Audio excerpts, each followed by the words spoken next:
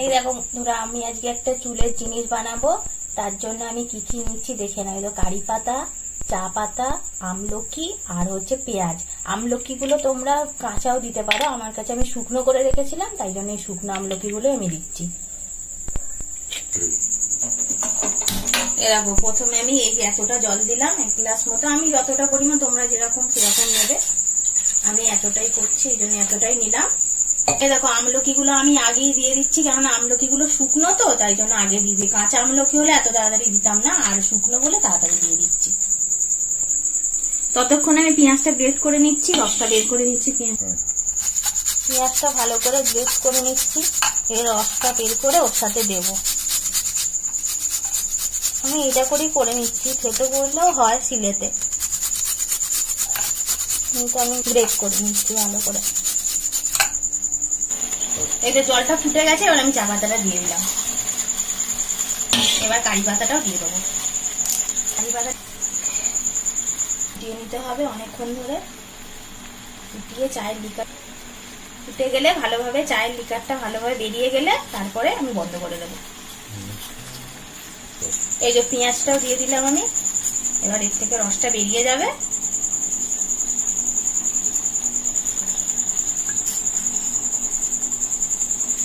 একসাথে তৈরি হয়ে যাবে।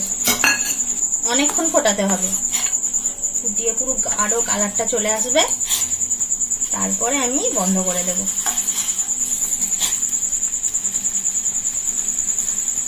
এই যে দেখো এরকম ভাবে ফোটাতে ফোটাতে যখন কালারটা গাঢ় ভাবে চলে আসবে আর পাতা থেকে রস, পেঁয়াজ থেকে রস সব বেরিয়ে যাবে, তখন আমি বন্ধ করে দেব।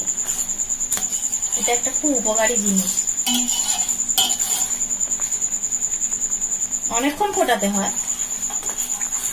আমি এটা মায়ের সময় করে থাকি, আমি অনেকবারই করেছি, করে ফল পেয়েছি, তাই জন্য তোমাদের সাথে শেয়ার করলাম। মোটামুটি 10 মিনিট হয়ে গেছে, আমি এবার বন্ধ করে দেবো। দেখো একবার আমি ছেঁকে নেবো ভালো করে। এই যে জলটা এবার এই বোতলটা এই যে ছেঁকে নিলাম। এটা ঠান্ডা হয়ে গেলে আমি এই স্প্রে বোতলটার মধ্যে ঢেলে রাখবো। এখন গরম তো, তাই জন্য এখন ঢালছি না, পরে ঢেলে রাখবো।